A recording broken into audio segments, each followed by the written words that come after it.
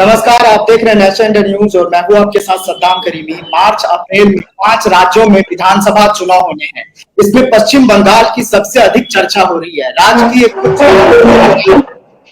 और 8 चरणों में चुनाव होने हैं। सत्तारूढ़ टीएमसी और बीजेपी के लिए करो या मरो की स्थिति है। टीएमसी तीसरी बार राज्य में सरकार बनाने का दावा कर रही है।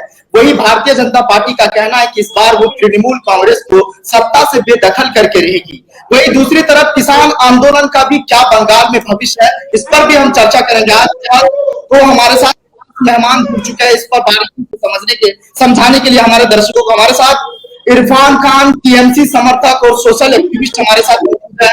दूसरे खास मेहमान वसीम खान जो किसान नेता है वो हमारे साथ मौजूद है। आप दोनों मेहमानों का हमारे खास कार्यक्रम में जुड़ने के लिए बहुत बहुत शुक्रिया।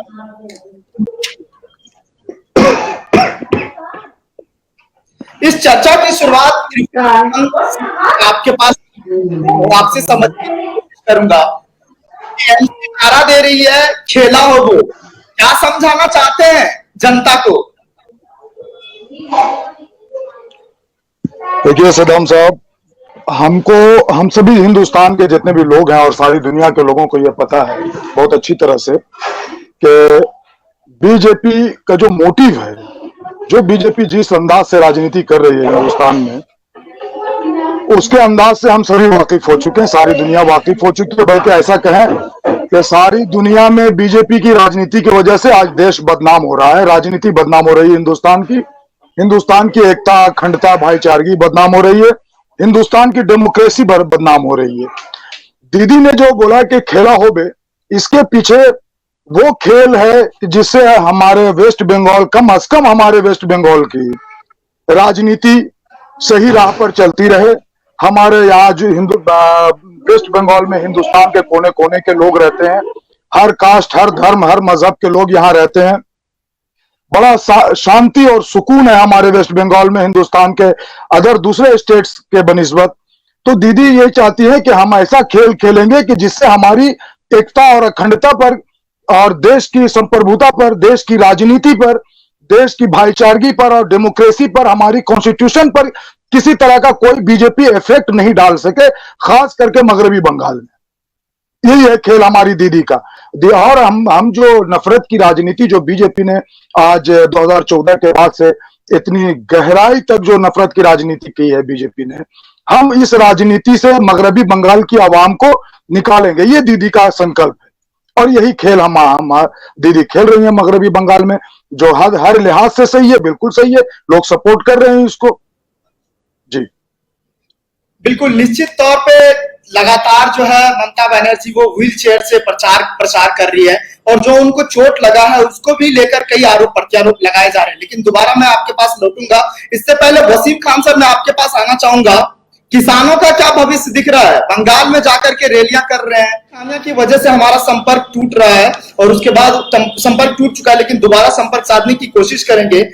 और इरफान सर, मैं आपसे समझना चाह रहा हूं, ये जो ममता बनर्जी को जो चोट लगी है ये सियासी चोट है और नंदीग्राम की जो लड़ाई है वो शुभेंदु अधिकारी बनाम ममता बनर्जी के बीच हो रही है। वो दावा कर रहे हैं कि 50,000 वोट से हम उन्हें हराएंगे, लेकिन ममता बनर्जी अपना किला बचा पाएगी? देखिए, शुभेंदु अधिकारी, जहां तक मेरी और राजनीतिक गलियारे में जो जानकारी है शुभेंदु अधिकारी के बारे में, वो ये है कि वो ममता बनर्जी की उंगली पकड़ के आए हैं और ममता बनर्जी के बिना शुभेंदु अधिकारी कुछ भी नहीं है। वो पार्टी छोड़ के वो गए हैं बीजेपी में, क्यों गए हैं वो हम सभी जानते हैं, सब हमको पता है। आप नंदीग्राम के लोगों से भी पूछ सकते हैं, करोड़ों करोड़ का घोटाला है उनके नाम में, समझ गया ना। हम तो खुश हैं, टीएमसी खुश है कि वैसे ऐसे लोग जो टीएमसी को खत्म कर रहे थे, उनकी जड़ों को काट रहे थे टीएमसी की, वो आहिस्ता आहिस्ता, इसीलिए हमारी दीदी ने कह दिया था कि भाई दरवाजा खुला हुआ है, जिसको आना आया है, जिसको जाना आ जाए।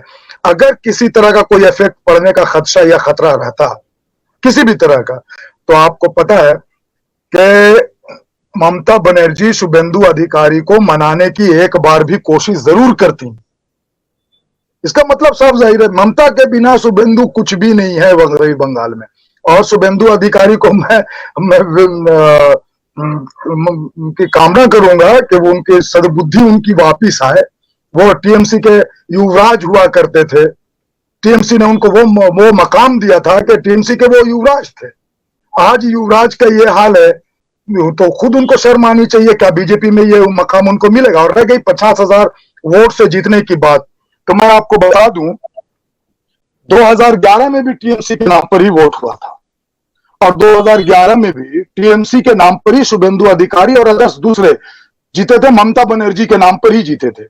आज भी ममता बनर्जी के नाम पर ही वोट होगा, क्योंकि सच्ची डेमोक्रेटिक लेडी नेता हिंदुस्तान में मेरे ख्याल से और भी है, लेकिन ममता बनर्जी उनमें एक नंबर पर है, अव्वल नंबर पर है, टॉप पर है ममता बनर्जी, समझे ना। इनके पास में किसी, और ममता बनर्जी किसी भी घोटाले को चौटाले को सपोर्ट कभी नहीं करी है और ना करती है, आज भी नहीं करती है। कुछ नेता जिनको खतरा पैदा हो गया था ईडी से, सीबीआई से, समझे ना, बीजेपी ने जो खतरा पैदा कर दिया था, वो आहिस्ता आहिस्ता बीजेपी की शरण में गंगा में, बीजेपी की गंदी गंगा कही है, गंदी गंगा में जाके वो पवित्र हो रहे हैं। बस यही तो है, वो ईडी और सीबीआई से बचने के लिए यह सब राजनीति हो रही है मगरबी बंगाल में, मगर इसका हासिल कुछ होने वाला नहीं है, इससे कुछ फायदा नहीं होने वाला नहीं है। दीदी वहां पर 2 लाख से ज्यादा वोट से जीतेंगी, ये मैं आपको कंफर्म कर रहा हूं, चाहे ईवीएम का खेल खेले वो लोग। जी, बहुत बड़ी बात कह रहे हैं आप कि 2 लाख वोटों से वहां पर ममता दीदी जीतेगी। जी जी। और ये निश्चित तौर पर बिल्कुल बिल्कुल अपनी बात पूरी कीजिए। और ये मैं नहीं कह रहा हूं, मैं नहीं कह रहा हूं। आप सोचें कि मगरबी बंगाल में अभी तक 171 सीट पर बीजेपी को कैंडिडेट नहीं मिला है साहब। आज भी बीजेपी इस उम्मीद में है कि टीएमसी के नेता छोड़ के जाए तो उनको कैंडिडेट बनाए। वो मैं अपने दर्शकों को भी ये समझाने की कोशिश कर रहा हूं, क्योंकि 2019 के चुनाव में और 2016 के अगर मुकाबले बात की जाए तो टीएमसी को 43.28% वहां पर वोट मिले थे, बीजेपी को 40% वोट मिले थे, लेफ्ट कांग्रेस को 13% वोट मिले थे। ये 2019 का जो आंकड़ा आया है वो मैं आपको बता रहा हूं। 2016 में 44.91% वोट मिले थे जो है टीएमसी को, 10% बीजेपी को मिली थी और उसके बाद 19% लेफ्ट कांग्रेस को मिला था। इस बार तो 41.28% वोट मिल रहे हैं, फिर भी आप दावा कर रहे हैं 2 लाख वोटों से दीदी जीत रही है। देखिए, ये आपने जो आंकड़ा बताया है, यह आंकड़ा आपने पूरे मगरबी बंगाल का बताया, और दीदी कैंडिडेट है ऐसा नहीं कि दीदी 294 सीट पर अकेली कैंडिडेट है, ऐसा नहीं है। वो नंदीग्राम से कैंडिडेट है, समझे ना। मैंने जो दीदी की जीत का जो रेशियो बताया है वो नंदीग्राम का मैंने बताया है। वहां की जो जमीनी हकीकत है और जो गोदी मीडिया जो हकीकत दिखाती है, दोनों में आसमान जमीन का फर्क है साहब, दोनों में आसमान जमीन का फर्क है। गोदी मीडिया वो गुब्बारे में हवा भर के गुब्बारे को बहुत बड़ा करके दिखाना चाह रही है, समझ गए ना। बीजेपी की जो जमीनी हकीकत है मगरबी बंगाल में, वो कुछ भी नहीं है। जो रेशियो 2019 में जो बीजेपी को हासिल हुआ था, मैं आपको बता दूं कि वो रेशियो बीजेपी का गिर के बहुत डाउन होगा, बिल्कुल इंडिया की इकोनॉमी के जैसा डाउन होगा। ये आप देख लेंगे, ये आप देख लेंगे, इलेक्शन सामने है। और मेरी बात को आप उस वक्त एक्सेप्ट करेंगे कि बीजेपी ये सब मीडिया की वजह से, गोदी मीडिया की वजह से आज बीजेपी को इतना बढ़ा चढ़ा के दिखाया जा रहा है, और रिजल्ट सामने आएगा तो देख लेंगे आप उसका रेशियो क्या होता है। दीदी की अपनी एक इमेज है, और वो इमेज दीदी ने किसी के साथ में कोई घोटाला करके नहीं बनाया है, कोई सरकारी प्रॉपर्टी को बेच कर नहीं बनाया है। दीदी एक लड़ाकू लीडर हैं, वो शुरू से लड़ती हुई आई हैं। आज दीदी की इस मकाम पर अगर दीदी हैं ममता बनर्जी, तो वो अपने लड़ाई से और अपनी ईमानदारी से और अपनी मेहनत के बलबूते पर है, और आवाम इसी वजह से दीदी को बहुत पसंद करती है। अब आप बताएं कि दीदी के मुकाबले में बीजेपी के पास में क्या है? बीजेपी के पास में सिवाय कम्युनल फाइट करने के, ईवीएम को सेटिंग करने के, दीदी के पास, बीजेपी के पास में ऐसा क्या है कि जिसके बलबूते में वो इलेक्शन लड़ने के लिए आई है? मैं तो समझता हूं कि मगरबी बंगाल के आवाम में चूंकि एजुकेटेड लोग बहुत ज्यादा हैं, और मगरबी बंगाल में बड़े सुलझे हुए लोग हैं, झगड़े झमेले से दूर रहने वाले लोग हैं और ये जमीनी हकीकत को खूब जानते हैं। सारी दुनिया जान गई है बीजेपी की हकीकत को, तो मगरबी बंगाल के अवाम क्यों ना जानते होंगे। और नंदीग्राम तो वो स्पॉट है जहां से दीदी ने जंग लड़के टीएमसी की सरकार बनाई है मगरबी बंगाल में। 34 साल की लेफ्ट फ्रंट की हुकूमत को दीदी ने उखाड़ फेंका सिंगूर और नंदीग्राम से, आपको भी पता होगा इस बात का, समझे ना। तो ये 34 साल की जमी हुई सरकार लेफ्ट फ्रंट की, जब दीदी के तूफान के आगे वो नहीं टिक पाई, तो ये जो 6-7 साल में जिन्होंने हिंदुस्तान की बखिया उधेड़ के रख दी है, हिंदुस्तान की इकोनॉमी को तबाह कर दिया है, सरकारी प्रॉपर्टीज को बेच रहे हैं, किसी तरह से संभालने के लिए 5 ट्रिलियन इनको इकोनॉमी चाहिए, कब चाहिए, कहां से आएगी, ये कोई रास्ता इनके पास में नहीं है। अगर प्रेस इनसे सच्चा सवाल करे, हकीकत में अगर प्रेस वाले इनसे सवाल करना शुरू कर दें तो इनको भागने की जगह नहीं मिले। लेकिन प्रॉब्लम हमारे देश में ये हो गई है कि किसी तरह से गोदी मीडिया इनको संभाल के रखे हुई। लेकिन आवाम के दिल पर जो राज करने वाली बात होती है, वो दीदी कल भी राज कर रही थी, आज भी राज कर रही है, और आइंदा आने वाले कल भी आवाम, मगरबी बंगाल के आवाम के दिलों पर दीदी का ही राज होगा इंशाअल्लाह। लेकिन एक चीज और बीच में सवाल उठ रहा है, भारतीय जनता पार्टी 200 पार के नारा दे रहे हैं, अब की बार 200 पार, कैसे देख रहे हैं आप इसको? कल आपने झाड़ग्राम का सुना था? झाड़ग्राम में अमित शाह जी का कल एक बहुत बड़ा प्रोग्राम होने वाला था, रैली होने वाली थी, तो इत्तेफाक ऐसा हुआ कि लोग आए नहीं, और जब लोग नहीं आए तो अमित शाह जी का हेलीकॉप्टर खराब हो गया और वो बाहर से बाहर चले गए। उन्होंने बाहर में जाके कहा कि 300 सीट हम लाएंगे। कितनी सीट? 300 सीट। भैया मेरे बताइए, 294 सीट बंगाल में है, तो बाकी की 6 सीट क्या इलेक्शन कमीशन उनको गिफ्ट में देगा? तो जिनको जमीन की है, जमीनी हकीकत नहीं मालूम है, ये होम मिनिस्टर हैं, इतनी बड़ी बात तो कहने के लिए भैया 200 के पार क्या 500 पार भी कर सकते हैं। अभी तो 300 का उन्होंने 200 कम कहा। मैं तो बोलूंगा अमित शाह को कि भाई इलेक्शन कमीशन से अपनी तरफ से कुछ सीट बढ़वा लें आप मगरबी बंगाल में। ऐसा देखिए, सच्चाई से बहुत दूर हैं ये लोग। अमित शाह खुद एक बार अपनी जबान से एक्सेप्ट कर चुके हैं कि 15 लाख का जब मामला आया था कि मोदी जी ने वो जुमलाबाजी किया था, वो जुमला था। भाई आवाम के सामने ये जुमलाबाजी करते हैं ये लोग सभी, समझे ना। हकीकत से इनका कोई लेना देना नहीं है। जमीनी हकीकत ना तो नरेंद्र मोदी जी को मालूम है, ना कैलाश विजयवर्गीय जी को मालूम है, और नहीं अमित शाह जी को मालूम है। बंगाल की जमीनी हकीकत बहुत अलग है, बहुत अलग है।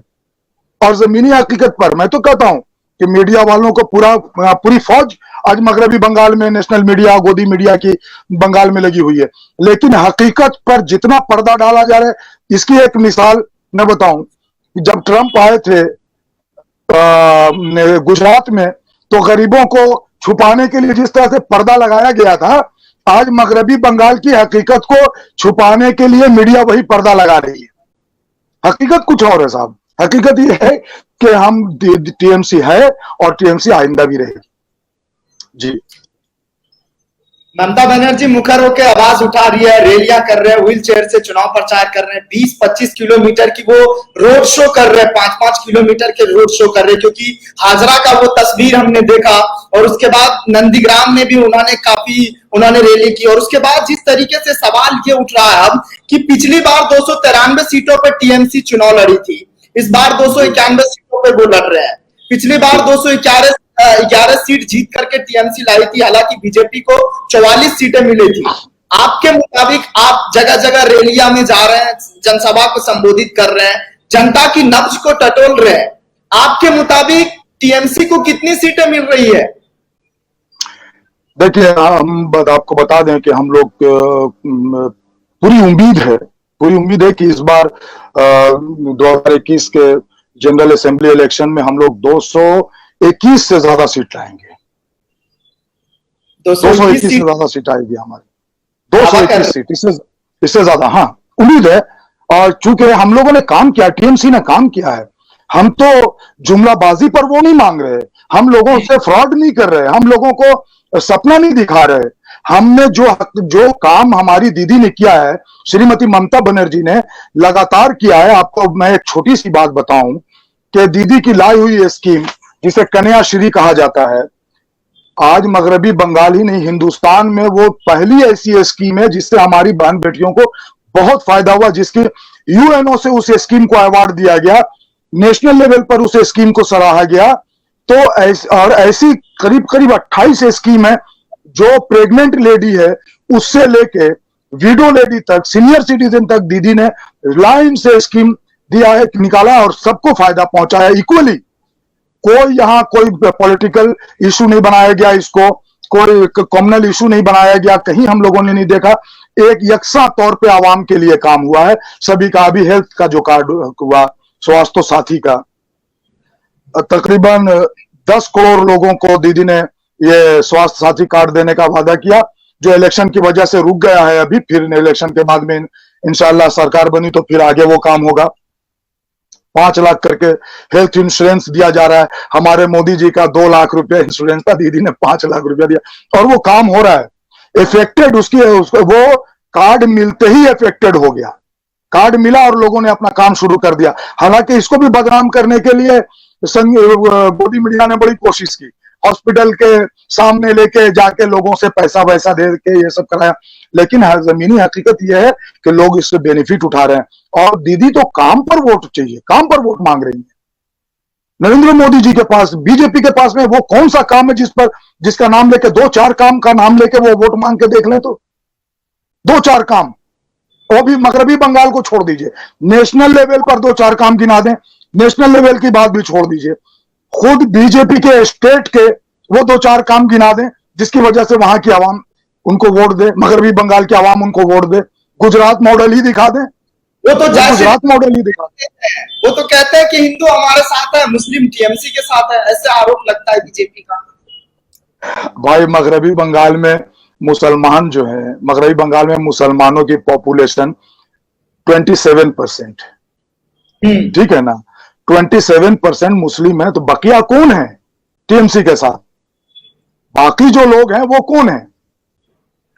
वो जो 73% जो लोग हैं वो क्या वो मुसलमान हैं? वो हिंदू ही हैं। मगर प्रॉब्लम इससे ये है कि वो कहते हैं कि वो रेशियो दिखाते हैं कि वो हिंदू जो कम्युनल हिंदू हैं, वो हिंदू जो नफरत पैदा, जिनके दिमाग में इन्होंने नफरत का जहर घोल दिया है, वो हिंदू, उनकी रेशियो वो बता रहे हैं कि वो उनके साथ है और वो हमेशा उन्हीं के साथ रहेंगे। देखिए गंदगी गंदगी के साथ रहेगी साहब, गंदगी कभी इधर नहीं आने वाली, क्योंकि ममता बनर्जी एक सेक्युलर लीडर हैं, ईमानदार लीडर हैं, मेहनती हैं, ऑनेस्ट हैं, अवामी तौर पे जमीनी लेवल से काम करने वाली, ग्रास रूट से काम करने वाली हैं। और इनके पास में सिवाय हिंदू मुसलमान नफरत मंदिर मस्जिद करने के अलावा कोई रास्ता नहीं है। जय श्री राम को इशू बना दें तो कभी दुर्गा माता को इशू बना दें, मगर इनका मसला यही है कि जब इशू नहीं मिलता है तो कम्युनल कार्ड खेलते हैं, जब कम्युनल कार्ड भी नहीं चलेगा तो ईवीएम से खेल खेलेंगे। और इसी खेल को ममता बनर्जी डिस्ट्रॉय करेंगी इस बार। इसी को उन्होंने कहा था कि खेला हो बे, इस बार हम लोग डिस्ट्रॉय करेंगे इस खेल को, इनके ईवीएम खेल को भी और इनके कम्युनल खेल को भी हम लोग डिस्ट्रॉय कर देंगे मगरबी बंगाल में इंशाल्लाह।